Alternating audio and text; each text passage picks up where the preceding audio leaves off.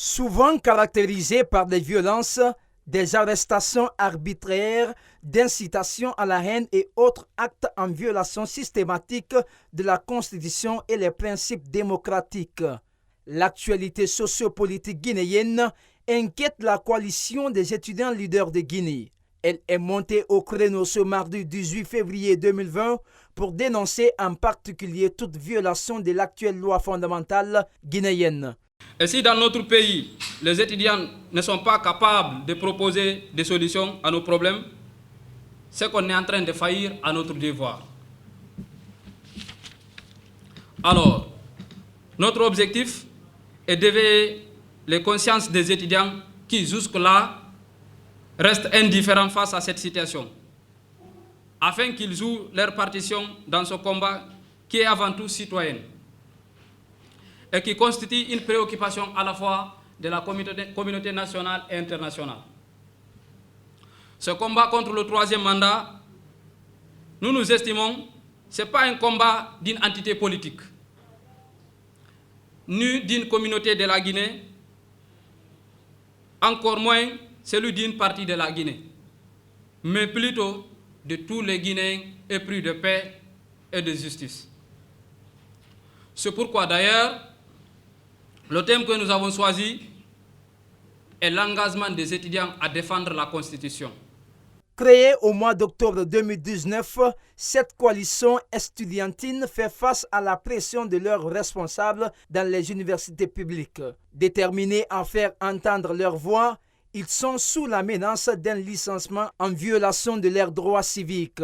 Il faut reconnaître que la mise en place de ce mouvement n'a pas été du tout facile, car nous travaillons sur ce projet depuis le mois d'octobre.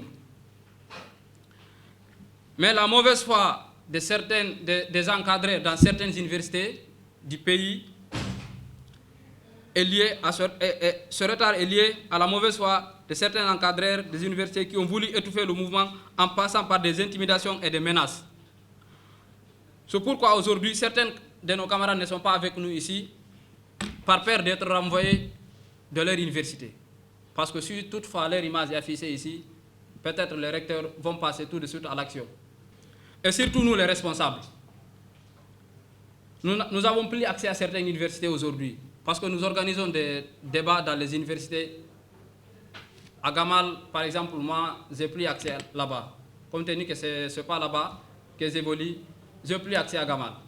Idem que le chargé de la communication et certains membres. Le secrétaire chargé à la communication, Mamadou Selou Diallo, déplore la faible participation des étudiants guinéens dans le processus démocratique. Pour lui, défendre ses droits est un devoir pour tous. Mesdames et messieurs, davantage impliqués sur la résolution des préoccupations collectives du pays, comme ce fut le cas d'ailleurs des étudiants algériens qui ont tout fait pour freiner la route au président Bouteflika, qui avait voulu, disons, s'octroyer un troisième mandat et ainsi rester au pouvoir éternellement. Cinquième mandat, je disais.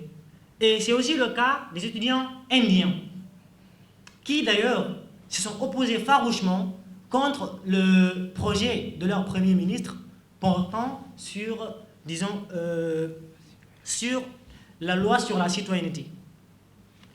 Et ce Premier ministre, c'était bien entendu Narendra Modi, qui avait voulu un peu réformer la loi concernant la citoyenneté. Nous avons vu combien de fois les étudiants se sont engagés à défendre, disons, leur pays. Être jeune et refuser de s'engager serait synonyme de laisser la place aux vieux qui continueront à nous diriger par manque de successeurs. À travers la nouvelle technologie de l'information et de la communication, la coalition des étudiants leaders de Guinée compte remobiliser ses troupes. Au nombre des publics cibles, les universités de l'intérieur du pays, où la coalition promet d'impliquer les autres étudiants dans son combat pour la défense de la Constitution de 2010.